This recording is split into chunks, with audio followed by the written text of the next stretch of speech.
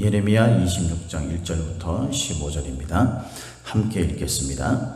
유다의 왕 요시야의 아들 여호야김이 다스리기 시작한 때에 여호와께로부터 이 말씀이 임하여 이르시되 여호와께서 이와 같이 말씀하시니라. 너는 여호와의 성전 뜰에 서서 유다 모든 성읍에서 여호와의 성전에 와서 예배하는 자에게 내가 내게 명령하여 이르게 한 모든 말을 전하되 한마디도 감하지 말라.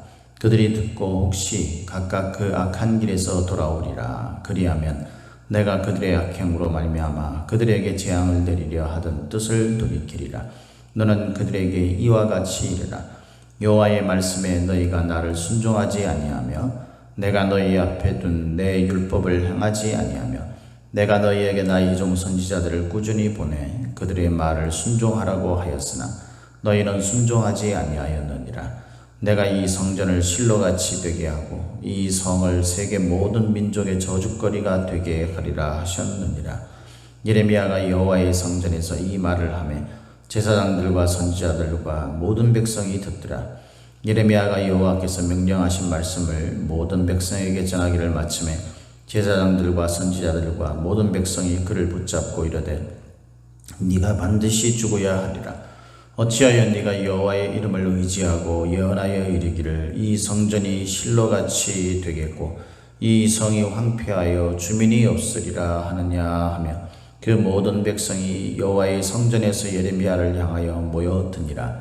유다의 고관들이 이 말을 듣고 왕궁에서 여호와의 성전으로 올라가 여호와의 성전 새 대문의 입구에 앉으매 제사장들과 선지자들이 고관들과 모든 백성에게 말하여 이르되 이 사람은 죽는 것이 합당하니 너희 귀로 들음같이 이 성에 관하여 예언하였습니다. 예레미야가 모든 고관과 백성에게 말하여 이르되 여호와께서 나를 보내사 너희가 들은 바 모든 말로 이 성전과 이 성을 향하여 예언하게 하셨느니라.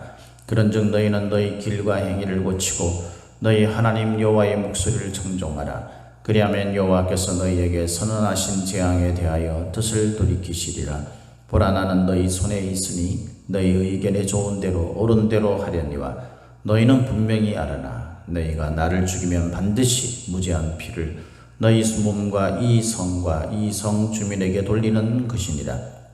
이는 여호와께서 진실로 나를 보내사 이 모든 말을 너희 귀에 말하게 하셨습니다. 아멘. 오늘도 저와 여러분에게 하나님의 함께 하시는 충만하신 은혜가 임하기를 예수님의 이름으로 축복합니다. 오늘부터 이제 큐티 말씀이 예레미야로 다시 옮겨지게 됐습니다. 로마서를 이제 다 끝내고 예레미야 26장에서부터 또 큐티 말씀이 됩니다. 먼저 오늘 우리가 읽은 이 본문 말씀을 가지고 우리가 함께 살펴봐야 될 것이 회개에 필요한 때가 있다라는 거예요. 그래서 오늘 제목을 회개가 필요한 때라고 그렇게 붙여봤는데 이 시기적 상황이 참 묘합니다. 이때가 언제냐면 이제 그 북이스라엘은 이미 그 아수르에 의해서 이제 함락돼서 망했고, 그리고 이제 남유다만 근근히 이제 명맥을 이어오던 차였는데, 바로 이제 전대 왕이 누구냐면은 이제 요시야 왕이죠. 요시야 왕. 이 요시야 왕은 여러분들 잘 아시다시피 참 잘했던 왕이었습니다. 마지막 이제 말년에 마지막에 좀 안 좋은 그런 하나님의 뜻을 잘 분별하지 못하고, 그래서 하나님이 원하지 않는 전쟁에 이렇게 참여함으로 인해 가지고 거기서 결국 이제 죽게 되죠. 그래서 그 부분이 좀 마음에 걸리지만, 그래도 요시야 왕은 남유다의 그 마지막 최후의 어떤 그런 보루 같은 사람이었어요. 그런 영적으로 하나님 앞에 다시 돌아가려고 애를 썼던 사람이고, 마지막 부흥기를 이끌려고 했던 그런 사람입니다. 이 사람이 이제 남유다의 16대 왕이었는데, 그리고 이제 그 다음에 이 요시야 왕의 아들이었던 이제 여호아하스라는 왕이 있습니다.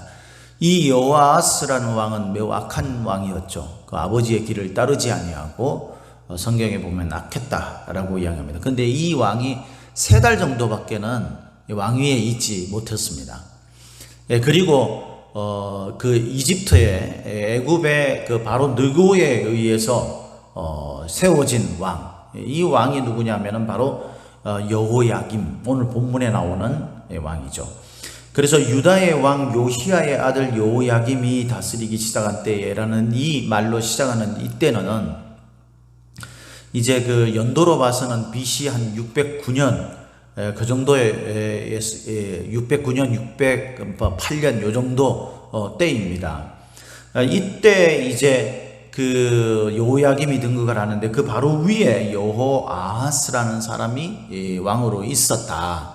근데 3달밖에 통치를 못했다라는 거죠. 이 사람도 마찬가지로 요시야의 왕 아들이었고, 그 다음에 여호야김도 요시야의 아들이라고 그렇게 설명을 하고 있습니다. 이 요시야의 아들이었던 여호야김이 바로 느고에 의해서 이제 왕으로 세워지고 난 다음에 이제 예레미야가 본격적으로 남유다가 망하게 될 것에 대해서 경고를 하는 내용입니다. 특별히 오늘 말씀을 보면 이 성전의 무너짐, 이 성전이 망하게 되는 것에 대해서, 몰락하게 되는 것에 대해서 이야기를 합니다. 이스라엘 백성들은요, 이 남유다는 그래도 신앙의 명맥을 이렇게 간간히 이어왔던 그런 왕국이잖아요. 근데 이 남유다의 이 백성들, 이스라엘 백성들은 자신들이 이제 선민이었고 하나님의 선택받은 백성이었고, 그 증표로 가장 중요하게 여겼던 장소가 어디냐면 바로 성전이었어요. 성전. 이때에는 이 솔로몬 성전이 이제 화려하게 있었죠.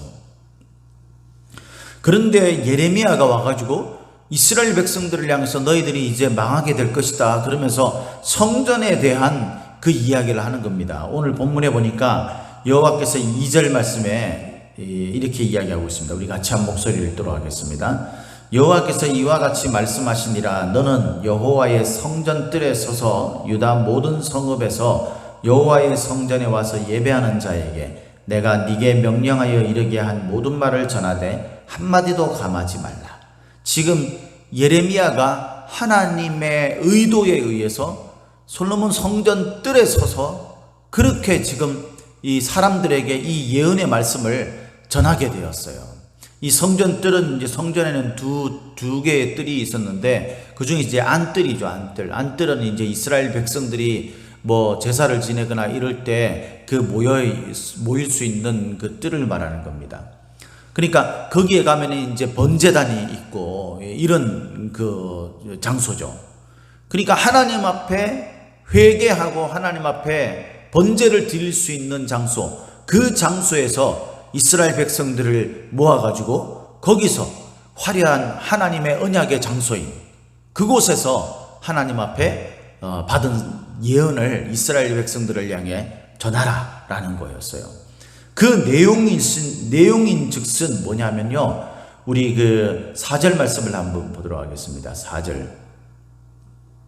4절 우리 같이 한 목소리로 4절부터 6절까지 우리 같이 한 목소리 읽도록 하겠습니다. 시작. 너는 그들에게 이와 같이 이르라. 여호와의 말씀에 너희가 나를 순종하지 아니하며 내가 너희 앞에 둔 내 율법을 행하지 아니하며 내가 너희에게 나의 종 선지자들을 꾸준히 보내 그들의 말을 순종하라고 하였으나 너희는 순종하지 아니하였느니라. 내가 이 성전을 실로같이 되게 하고 이 성을 세계 모든 민족의 저주거리가 되게 하리라 하셨느니라. 이 성전이 어떻게 되냐면, 이 성전이 있는 곳은 예루살렘이잖아요. 이 성전, 이 예루살렘 성전에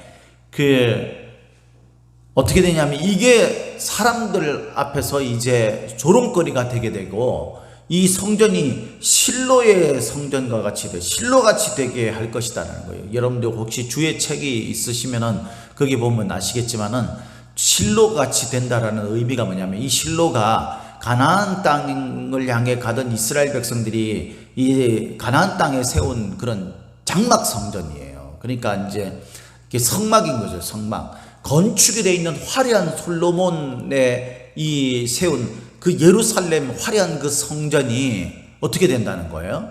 가나안 땅에 이제 광야를 지나서 겨우 이제 이 참 초라하게 세워진 그런 성막에 불과한 그런 어떤 전으로 전락하게 될 것이다 라는 겁니다. 그러면서 예루살렘 성에 있는 선택받은 하나님의 자기 스스로가 하나님에게 선택받았다고 생각하는 이 이스라엘 백성들이 세계 모든 민족에게 조롱거리가 될 것이다 라는 것입니다.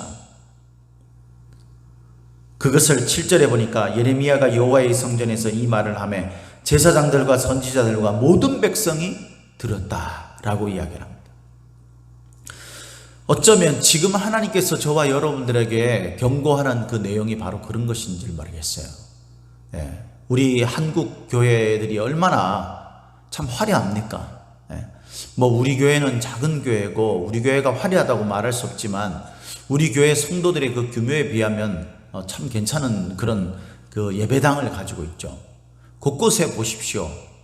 사람들이 뭐 좀 많이 모이게 되면요, 그들이 지은 그런 그 예배당 모습을 보면 얼마나 참 멋집니까? 뭐 외형적인 그런 어떤 건축물만을 말하지 않아도 그 규모가 있는 그런 조금이라도 많이 모인 그런 교회들, 뭐 작게 모인 교회들도 마찬가지죠.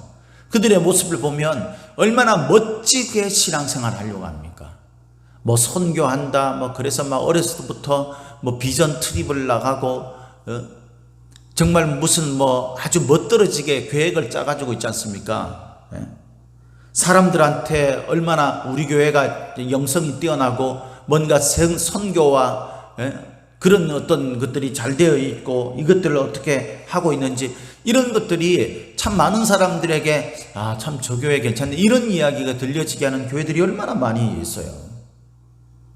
그런데 그 한국 교회의 그 화려한 그런 어떤 외형적인 그 모습들에 비해서 하나님께서 과연 우리 한국 교회를 보면서, 저나 여러분들을 보면서, 우리 교회를 보면서 하나님께서 그래 너희들이 잘하니까 내가 정말 복되고 복되게 하리라 라는 그런 말씀을 주실 것 같습니까 여러분?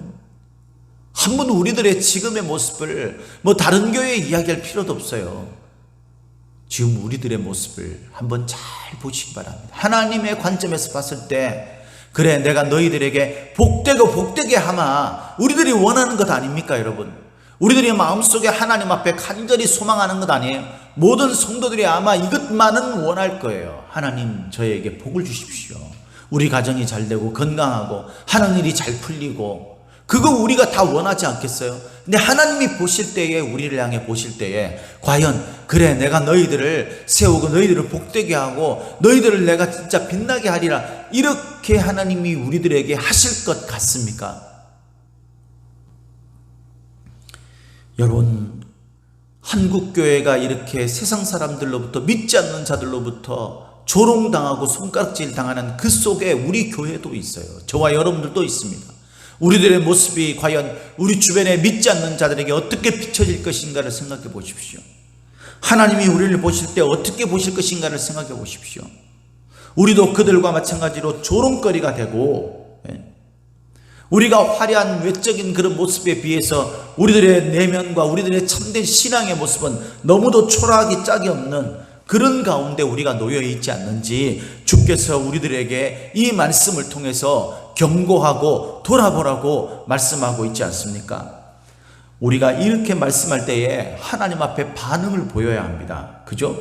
근데 이스라엘 백성들의 반응을 한번 보십시다. 8절 9절 우리 같이 한 목소리로 읽도록 하겠습니다. 8절 9절 예레미야가 여호와께서 명령하신 말씀을 모든 백성에게 전하기를 마치매 제사장들과 선지자들과 모든 백성이 그를 붙잡고 이르되 네가 반드시 죽어야 하리라. 어찌하여 네가 여호와의 이름을 의지하고 예언하여 이르기를 이 성전이 실로같이 되겠고 이 성이 황폐하여 주민이 없으리라 하느냐 하며 그 모든 백성이 여호와의 성전에서 예레미야를 향하여 모여드니라.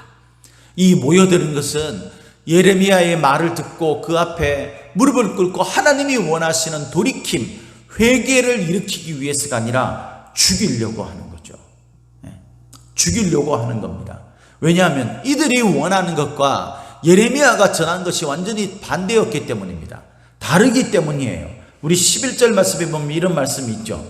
제사장들과 선지자들이 고관들과 모든 백성에게 말하여 이르되 이 사람은 죽는 것이 합당하니 너희 귀로 들음같이 이 성에 관하여 예언하였습니다.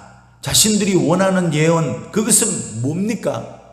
잘 될 것이다. 지금 이제 북이스라엘이 아수르에 의해서 함락되고 그 아수르의 괴롭힘을 계속 남유다가 받다가 아수르가 요 시기 때는요, 그 아수르가 그 바벨론에게 패퇴를 해요. 그래서 아수르는 거의 이제 몰락해 가고 있고 바벨론이라는 신흥 왕국이 아주 그 세계를 점령해 나가고 있던 때, 이때였습니다. 그러니까 바벨론도 괴롭히죠. 그리고 전통적으로 이스라엘을 괴롭혔던 이 이집트, 이 애굽도 계속 괴롭히죠. 그래서 여호야김 이 왕도 애굽이 세운 왕이라고 그랬죠.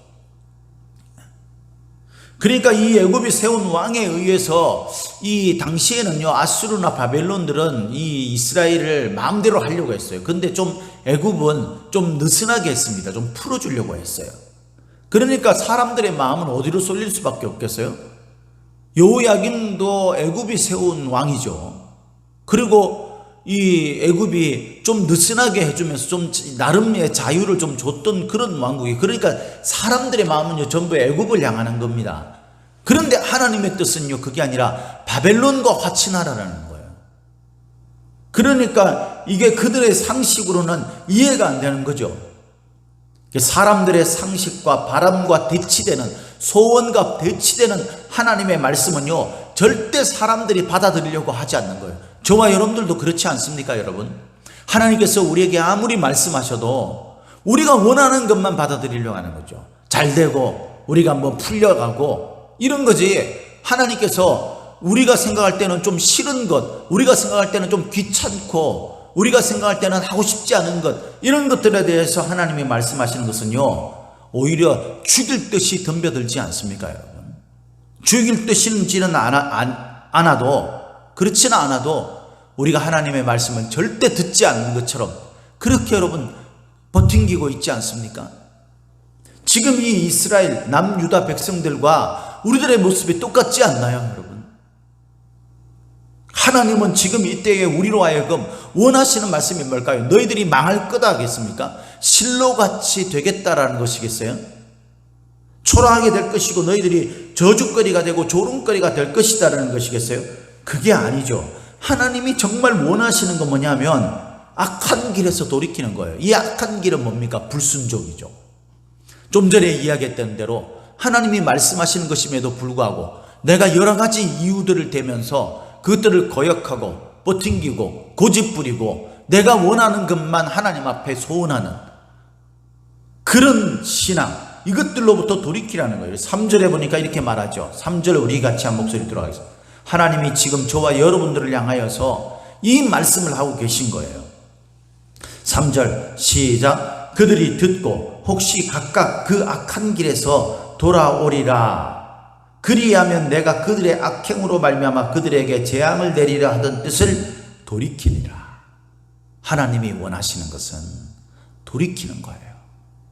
하나님이 그래서 우리를 향해서 조롱거리가 되게 했고 우리들이 초라하게 되게 했던 이 모든 징계, 이 하나님의 분노로 말미암아서 우리가 이런 괴로움과 고통을 당하는 이 모든 것들을 하나님이 돌이키시겠다는 거예요.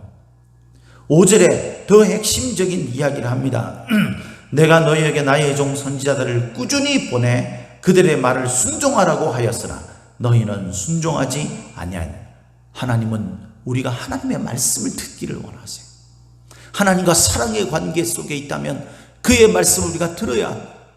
하나님이 우리를 사랑하시기 때문에 내 말을 좀 들으라라고 오늘 5절에 보니까 꾸준히, 이건 뭡니까? 지속적으로 이스라엘 백성들이 돌아오기를 기다리고 있다는 거예요. 우리를 향해서 기다리고 있다는 거예요. 이사야서 30장 18절 말씀에 보면 이런 말씀이 나오죠. 여호와께서 기다리시나니 이는 너희에게 은혜를 베풀려 하십니다. 하나님이 우리에게 은혜를 베푸시려고 우리의 악행을 좀 참으시면서 돌아오기를 촉구하시면서 기다리는 거예요. 우리는 여전히 하나님의 말씀에 순종할 마음이 없습니다. 결국 이 남유다가 어떻게 됩니까? 요시야, 그의 아버지였던 요시야 왕이 마지막 그 부흥을 일으켰던 왕이에요. 그리고 이제는 남유다가 몰락의 길을 걷죠. 그리고 그냥 시드기야 왕을 통해 가지고 끝나요. 남유다도. 우리의 길과 13절에 보면 우리의 행위를 고치라고 하나님의 목소리를 청종해야 합니다. 언제요? 1절에 보니까 여호야김이 다스리기 시작한 때, 이제 이 왕이 왕이 이제 처음 즉위를 내가지고 다스리기 시작하던 1년, 2년, 이때가 정말 중요한 때 아닙니까? 하나님께서 우리들에게 이 상황과 여건들을 보여주시면서 이 상황 속에서 우리들에게 원하시는 건 뭡니까? 우리가 하나님의 말씀으로 돌이켜야 된다는 이 중요한 시기예요. 하나님이 원하시는 것은 지금이 바로 회개하고 돌이킬 때라는 거예요. 우리가 주변 사람들이 우리들에게 어떻게 한다? 저는 참 속상해요. 뉴스를 볼 때마다 화가 치밀어 오릅니다. 그 사람들로부터 조롱거리가 될 수밖에 없는 행동을 하는 우리 그리스도인들도 그렇고 교회들도 그렇고, 또 너무나 편파적으로 조금 치우쳐서 그것을 마치 교회가 모든 주적인 것처럼 그렇게 보도하고 그런 식으로 반응하는 그런 사람들에 대해서도 화가 치밀어 오라요. 그런데 여러분, 하나님이 지금 이 상황에서 우리들에게 말씀하시는 중요한 것은 뭐냐면요, 지금 이 사인이, 이때가 너희가 돌이켜야 할 때다. 어쩌면 우리들에게 더 이상 기회가 없을지 몰라요. 여러분, 지금 저와 여러분들이 하나님이 말씀하시는 중요한 회개의 돌이킴의 기회인 줄 알고, 지금 이 회개가 필요한 때인 줄 알고 주님의 말씀에 우리의 악행을 돌이키고 하나님의 말씀에 좀 순종하면서 우리의 길과 행위를 좀 고치면서 하나님의 말씀에 하나님의 은혜를 우리가 만나고 누리는 저와 여러분들이 다 되시기를 예수님의 이름으로 축복합니다. 축복합니다.